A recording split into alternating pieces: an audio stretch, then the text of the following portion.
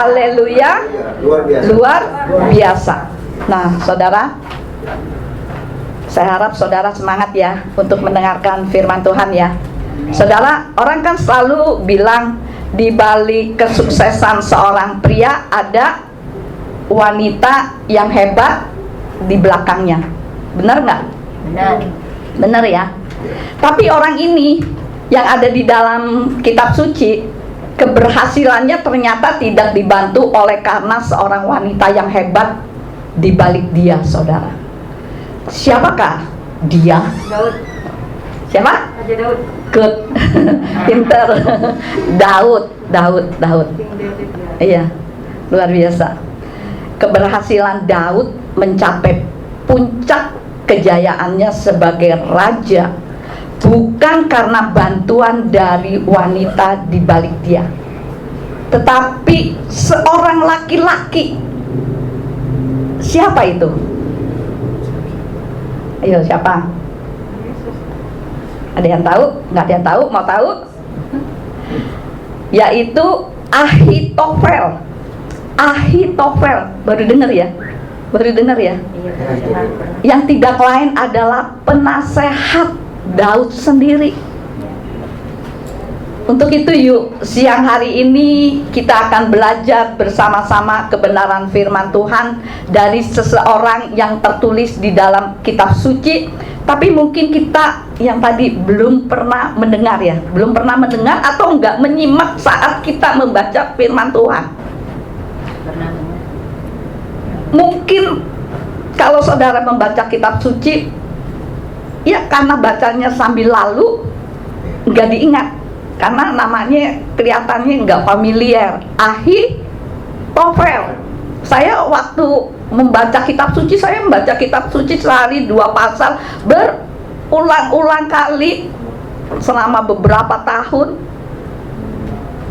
selalu terlewat gitu loh, nggak familiar. Tapi mari kita siang hari ini kita akan belajar bersama-sama sehingga kita mengerti.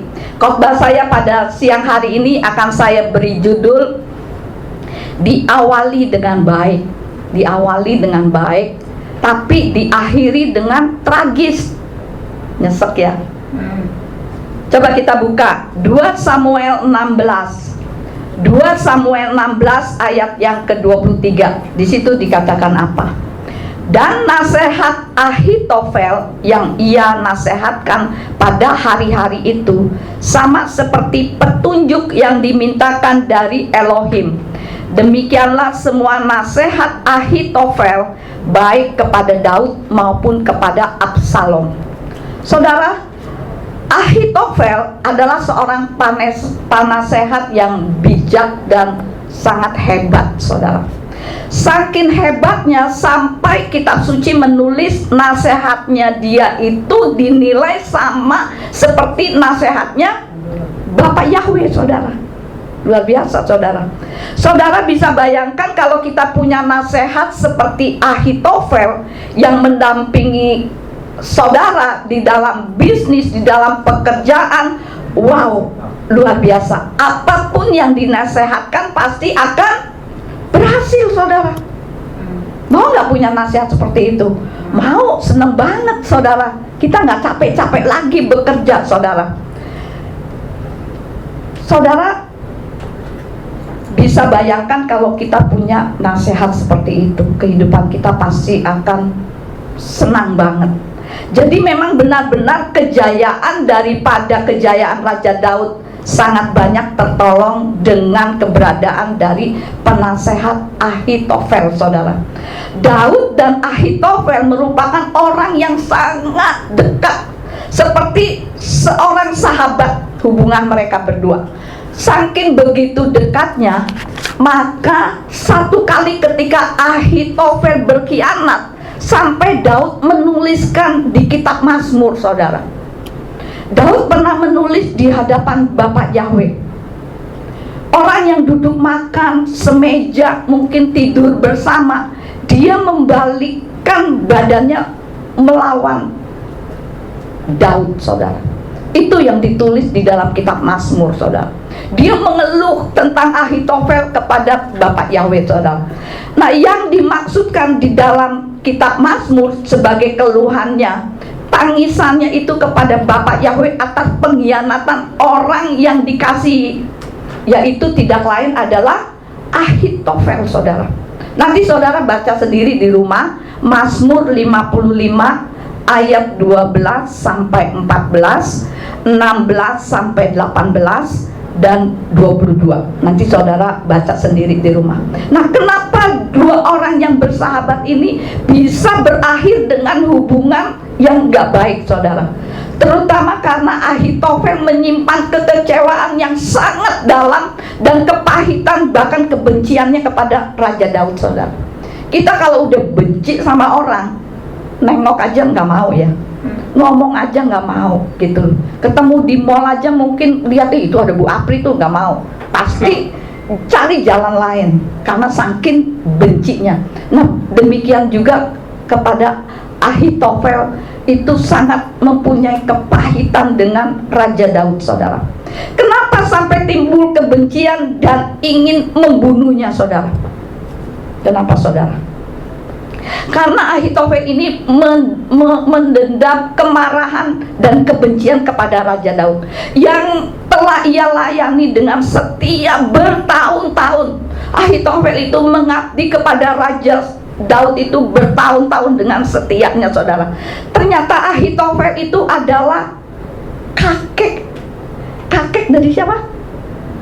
Batseba, saudara, yang berzina dengan Raja Daud, yang suaminya Uria dibunuh dengan siasat yang keji.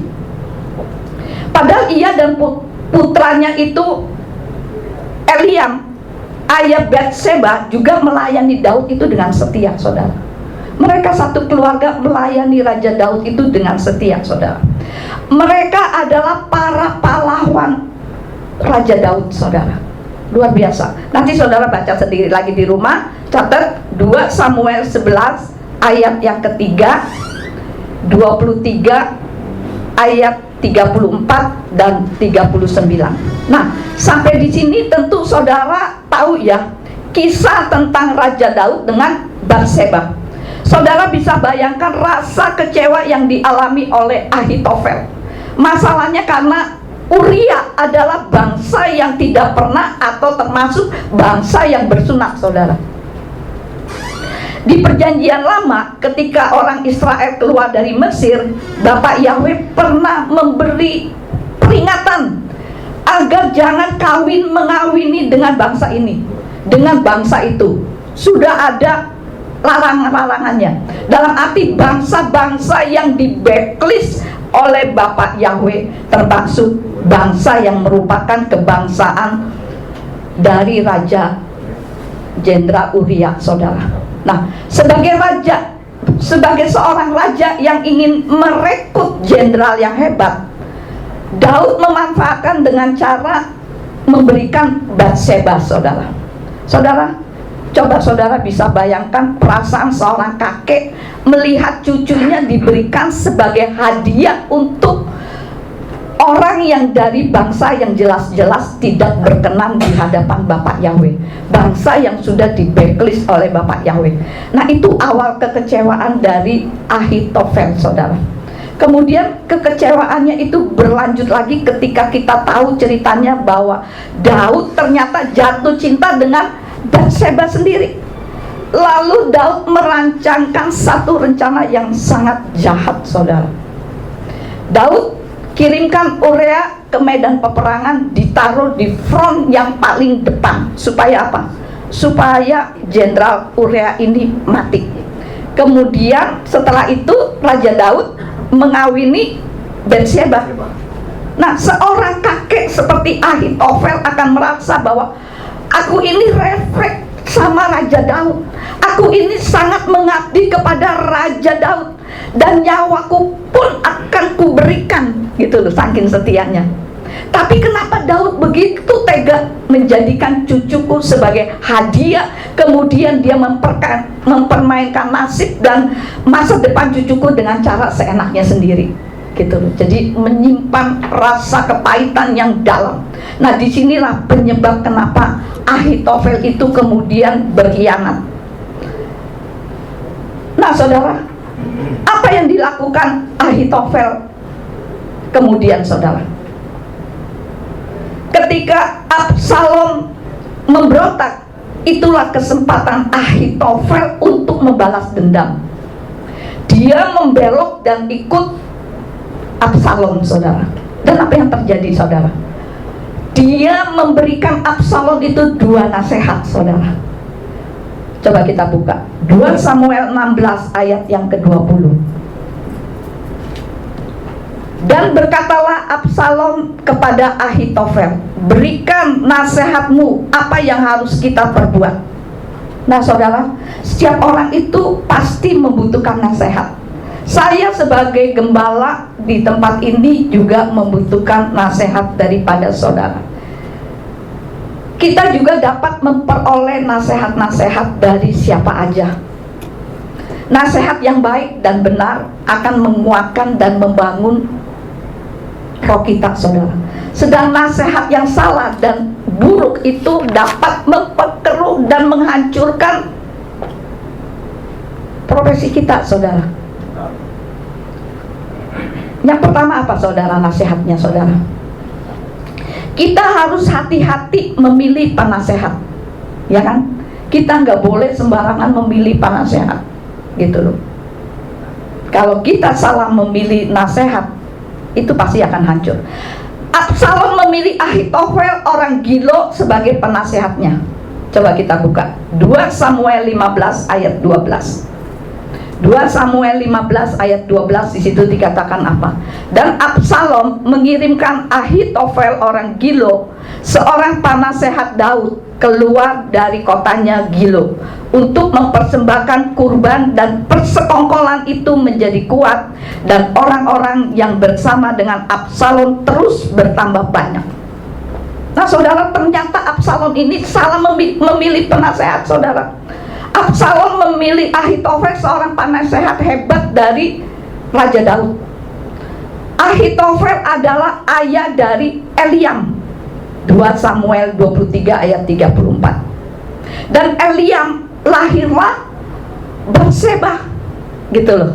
2 Samuel 11 ayat yang ketiga. Jadi Ahitofel sangat marah, sangat kecewa dan dendam kepada Daud hal Urea orang Het, saudara, suami Batseba yang dikorbankan Daud di medan peperangan. Itu yang menjadi kekecewaannya, saudara. Itu yang pertama. Sekarang yang kedua, saudara, berhati-hatilah dalam mendengar seorang penasehat, saudara. Ada 2 nasihat yang diberikan Ahitofel kepada Absalom, saudara.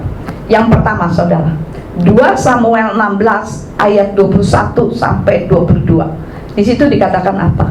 Dan Ahitofel berkata kepada Absalom, pergilah kepada gundik-gundik ayahmu yang ia tinggalkan untuk menjaga istana, dan seluruh Israel akan mendengar bahwa engkau telah menjadi kebencian ayahmu, dan sebuah tangan yang bersama denganmu akan menjadi kuat. Kemudian ayat 22-nya, dan mereka membentangkan sebuah kemah untuk Absalom di atas Soto, dan Absalom menghampiri para gundik ayahnya di hadapan mata seluruh bangsa Israel. Jadi Ahitofel menyuruh Absalom, tiduri gundik-gundik papamu di, maka biar mukanya papamu itu menjadi tercoreng. Nasihat ini dituruti oleh Absalom, saudara. Dan memang benar, Absalom itu mencemarkan nama papanya sendiri, Raja Daud, mencoreng muka Daud di hadapan seluruh rakyat Israel. Saudara, sebetulnya kejadian ini merupakan penggenapan daripada apa yang Bapak Yahweh ngomong sebelumnya, saudara. Jadi sewaktu Daud mengambil Batseba, Bapak Yahweh itu marah. Dia kirimkan Nabi Nathan untuk menyampaikan bahwa Daud itu melakukan hal yang keji di mata Bapak Yahweh. Lalu Bapak Yahweh berkata apa, saudara? Engkau akan dihukum dengan cara apa? Akan dipermalukan dipermalukan di depan seluruh rakyat, dan itu tergenapi melalui tangan Absalom, saudara. Artinya Bapak Yahweh bukan tidak melihat. Bapak Yahweh itu melihat. Bapak Yahweh itu tahu bahwa apa yang dilakukan oleh Raja Daud itu jahat. Jadi ada hukum tabur tuai. Hukum tabur tuai itu tetap ada, saudara. Jadi kita sebagai anak-anak Bapak Yahweh, kita harus tetap ada di dalam koridornya Bapak Yahweh. Jangan sampai kita hidup di luar koridornya Bapak Yahweh, karena hukum tabur tuai berlaku, saudara. Tapi Bapak Yahweh punya batasan. Bapak Yahweh itu, Bapak Yahweh yang kita sembah itu penuh kasih. Tapi Bapak Yahweh itu tegas, saudara. Bapak Yahweh tahu Daud itu salah, tapi Daud harus menuai hukumannya, saudara. Jadi jangan main-main, saudara. Walaupun saudara berbuat dosa, Bapak Yahweh mengampuni saudara, hukuman tetap berlaku, tetap harus dijalani. Jadi hati-hati, jangan sampai hukumannya kemudian saudara masuk neraka. Nah, itu yang cilakanya, saudara. Karena di alam sana itu hanya ada dua pintu, pintu sorga dan pintu neraka. Jangan sampai ketika ada di pintu depan sorga, pintu sorga, ada tulisan dilarang masuk. Mau kemana? Bapak Yahweh, aku mau balik lagi ke dunia. Oh no, pintu sorga sudah ditutup, larinya ke pintu mana? Pintu satunya apa, saudara? Neraka. Mau nggak? Sia-sia, saudara. Ketika kita ada di neraka, kehidupan kita di dunia ini menjadi sia-sia. Jadi saudara, tetap teguh dengan Bapak Yahweh. Jangan pernah melakukan dosa. Dosa apapun jangan, saudara. Karena firman Tuhan katakan berbohong aja nggak masuk surga loh, saudara. Berbohong yang istilah katanya dosa kecil gitu ya, tetap nggak masuk surga. Baca sendiri nanti saudara di rumah. Itu yang pertama, saudara. Sekarang yang kedua, saudara. Nasihat Ahitofel kepada Absalom yang kedua apa? 2 Samuel 17 ayat yang pertama. Di situ dikatakan apa? Dan Ahitofel berkata kepada Absalom, biarkanlah aku memilih 12.000 orang, dan aku akan bangkit dan mengejar Daud malam ini. Itu nasihat yang kedua. Ahitofel meminta berapa, saudara? 12.000 pasukan untuk menyerbu Daud pada malam hari, saudara. Kalau itu dilakukan, maka Daud habis dan mati. Tetapi Bapak Yahweh tidak mau pilihannya itu binasa, saudara. Sehingga Bapak Yahweh izinkan untuk tidak terjadi nasihat yang kedua ini, saudara. Dengan kata lain, Bapak Yahweh itu tetap memberlakukan hukuman untuk Daud, tetapi masih ada batasannya. Baik ya, Bapak Yahweh yang kita sembah itu baik, masih ada batasan-batasannya, gitu loh. Yang terjadi akhirnya ketika nasihat Ahitofel ditolak, Ahitofel sangat kepahitan juga kepada Absalom, saudara. Saudara tahu akhir hidupnya gimana, saudara? Sangat mengenaskan. Di akhir hidupnya itu sangat mengenaskan. Dia saking kecewanya karena nasihatnya tidak diturutin, kemudian dia pulang, akhirnya apa? Mati, bunuh diri. Sama seperti Yudas Iskariot. Dia menyesal. Dia sangat menyesal ketika menjual Tuhan Yesua, tapi hanya menyesal, enggak bertobat. Akhirnya Yudas Iskariot mati, bunuh diri juga, saudara. Nah, sama seperti Ahitofel ini, saudara, diawali dengan sangat cemerlang, sangat bagus banget, sangat baik, tapi di akhir hidupnya mati bunuh diri. Sia-sia nggak, saudara? Sia-sia. Ngapain hidup kalau kayak gitu, saudara? Coba kita lihat 2 Samuel 17. 2 Samuel 17 ayat yang ke-23. Dan Ahitofel mengetahui bahwa nasihatnya tidak dilakukan, dan dia memasang pelana pada keledai dan bangkit lalu pergi ke rumahnya, ke kotanya, dan dia memberikan perintah kepada seisi rumahnya. Lalu ia menggantung dirinya sendiri dan mati, dan dia dikuburkan di perkuburan ayahnya. Saudara, apa yang bisa kita pelajari dari kisah Ahitofel ini, saudara? Kalau kita menyimpan kepahitan, maka apapun yang kita kerjakan tidak akan pernah bisa bertumbuh atau maksimal, gitu loh. Kalau kita menyimpan kepahitan, mungkin kita bisa tetap melayani Tuhan, mungkin kita juga tetap bisa pelayanan, menjalani hidup seolah-olah tidak terjadi apa-apa. Tapi percayalah saudara, kalau kita menyimpan kepahitan, ada sesuatu yang menggerogoti dalam kehidupan kita, yang membuat hidup kita itu nggak bisa berbuah dan tidak bisa bertumbuh dengan maksimal, saudara. Yang ada sakit hati terus, sedih terus, nangis terus, gitu ya. Karena kita semua pasti kita pernah mengalami kepahitan, sakit hati, saudara. Maka itu saya mengingatkan kepada saudara, siapa sih yang tidak pernah disakiti? Kita semua pernah disakiti. Pasti saya pribadi sering kali disakitin orang. Sering kali kalau mau kecewa, saya kecewa dengan banyak orang. Kalau dipikir stres. Tapi ketika saya sudah mulai bertumbuh dalam Tuhan, sudah saya lewati itu semua. Amen. Gitu. Bahkan saya bisa menebarkan pengampunan, saudara. Amen. Tapi kita bisa ambil keputusan bagaimana kita harus menghadapi ini, saudara. Apakah kita akan memilih seperti Ahitofel yang menyimpan akar kepahitan secara terus-menerus sampai bertahun-tahun? Jangan, saudara. Hati kita jadi sakit.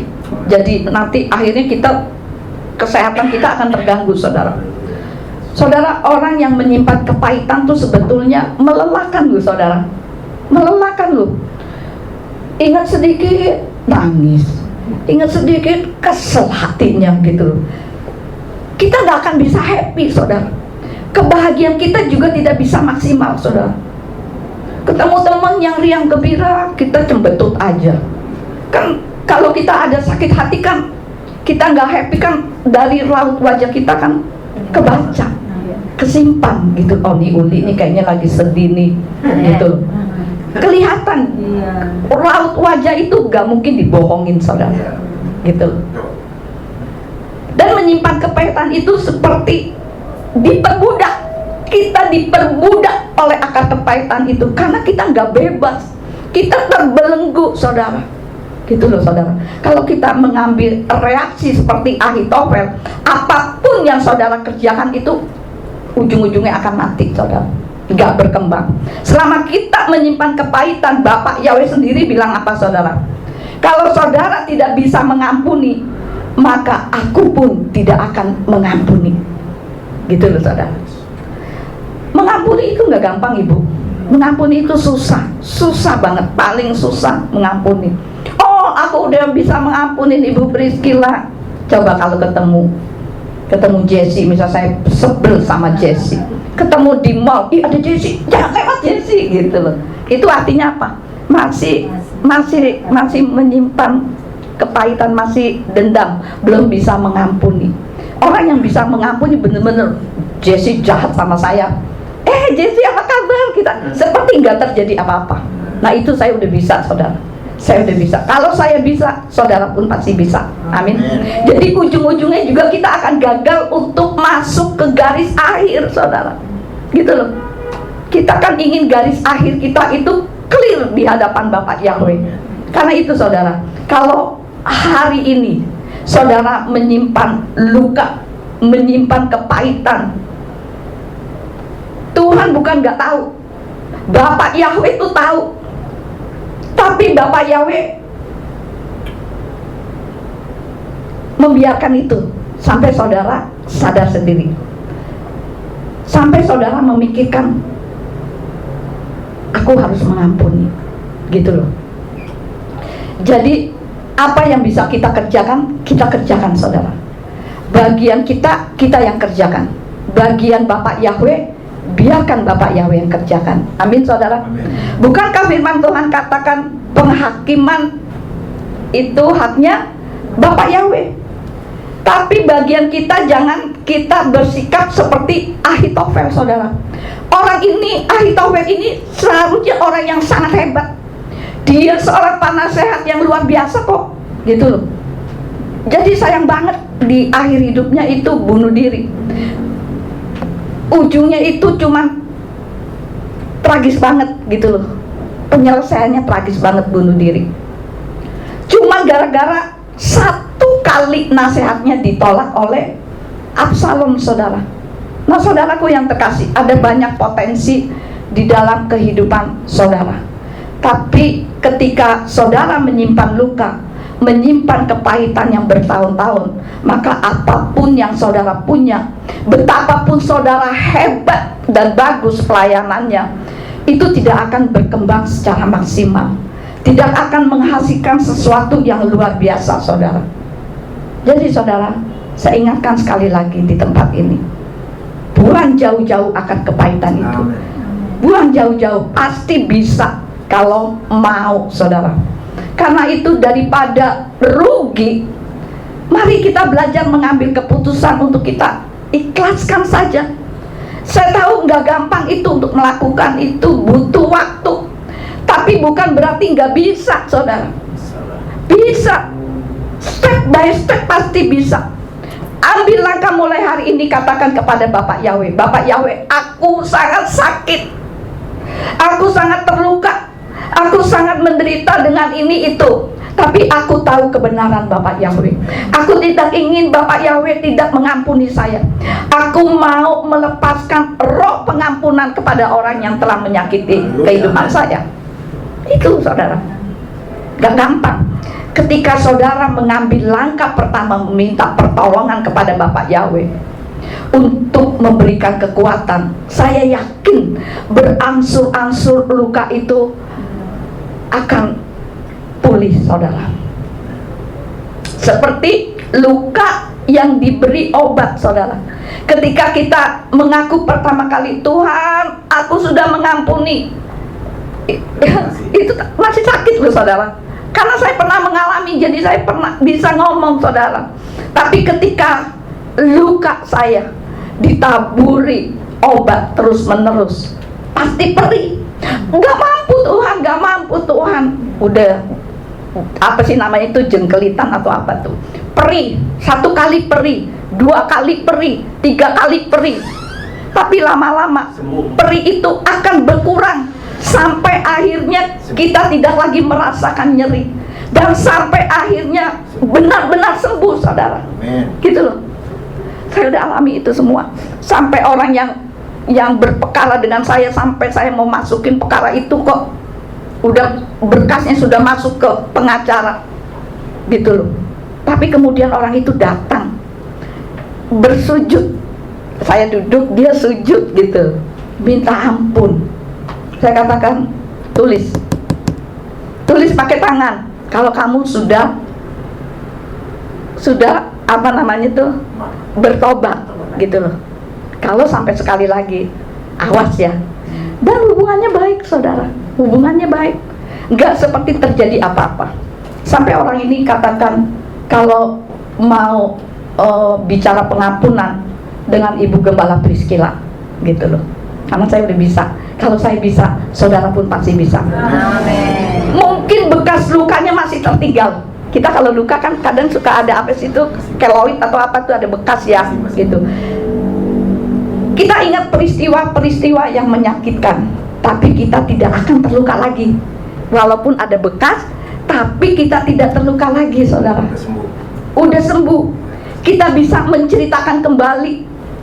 Misalnya rasa sakit kita ceritakan kembali, tapi ceritanya itu kita tidak dengan emosi, gitu, dengan santai, tidak lagi sedih, gitu loh, saudara. Karena itu, saudaraku yang terkasih, jangan meniru jejaknya Ahitofel, di mana diawali dengan baik, tapi diakhirinya dengan tragis, mati bunuh diri. Nah, saya siang hari ini dengan perenungan yang sangat singkat mengajak kepada saudara, walaupun gak mudah, tapi kita lepaskan semua kepahitan, lepaskan semua kejengkelan dan rasa sakit kita, saudara. Sebab jika tidak, yang rugi kita sendiri. blessingnya Bapak Yahweh tidak akan pernah turun dengan maksimal di dalam kehidupan saudara. Saya percaya kekuatan Bapak Yahweh akan menyertai kehidupan saudara ketika saudara melepasi pengampunan saudara. Amin saudara. Amin. Jadi saudara, di dalam Tuhan, kita ini sudah lama mungkin ikut Tuhan. Jadi tetaplah kita ikut di dalam koridornya Bapak Yahweh. Kita jangan lagi ada dendam. Kita jangan lagi ada sakit hati. Lepaskan pengampunan. Amin. Saya percaya kehidupan saudara ada blessingnya Bapak Yahweh. Dan ketika saudara berdoa, saudara ingin apa, Bapak Yahweh pasti akan berikan. Saya bisa, saudara pun bisa. Amin saudara. Sekian firman Tuhan. Mari saudara saya ajak untuk bangkit berdiri. Kita naikkan satu pujian. Lagu apa ya? Melayani.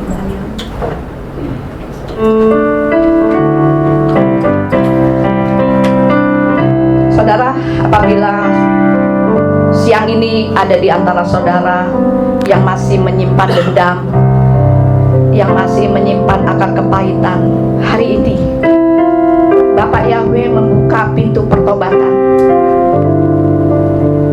Jangan ditunda-tunda saudara, karena ketika saudara menunda, maka berkat-berkat daripada Bapak Yahweh juga akan tertunda saudara. Kita nyanyikan dengan sungguh-sungguh lagu ini, melayani dengan sungguh.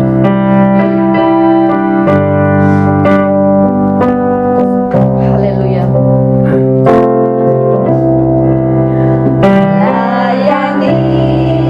Melayani lebih sungguh. Amin Tuhan. Melayani lebih sungguh. Haleluya. Tuhan lebih sungguh melayani kepadaku, melayani lebih sungguh, mengampuni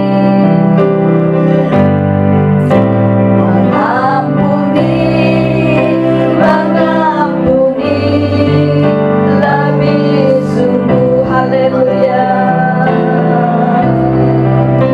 Mengampuni lebih sungguh. Amin Tuhan. Tuhan lebih dulu mengampuni kepadaku, mengampuni lebih sungguh, mengasihi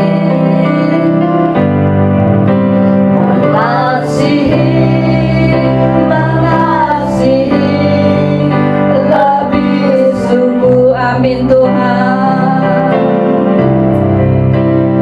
Mengasihi lebih sungguh. Haleluya. Tuhan lebih dulu mengasihi kepadaku, mengasihi lebih sungguh. Sekali lagi, mengampuni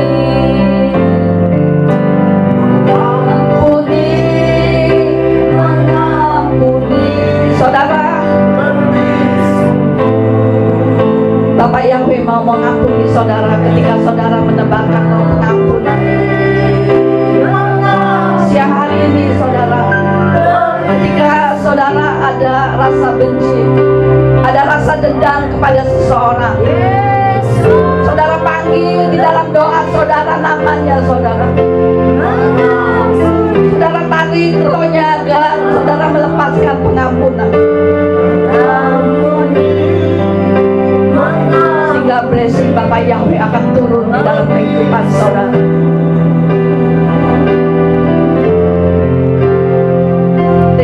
kasih Bapak Yahweh di dalam Yesus HaMashiach, untuk kebenaran firman Tuhan yang singkat ini Tuhan. Ampuni kami Tuhan, ketika kami selalu mendukakan hati-Mu Tuhan. Dan pada siang hari ini Tuhan, melalui kebenaran firman Tuhan yang kami dengar, kami menebarkan roh pengampunan ya Bapa, sehingga kehidupan kami tidak ada lagi dendam, tidak ada lagi akar pahit, dan kami tidak diperbudak oleh rasa sakit hati. Terima kasih Bapa. Biarlah kebenaran firman Tuhan bertumbuh setiap harinya di dalam kehidupan kami, sehingga blessing-Mu kami terima ya Bapa. Terima kasih ya Bapa, di dalam nama Tuhan Yesus HaMashiach. Haleluya, amin.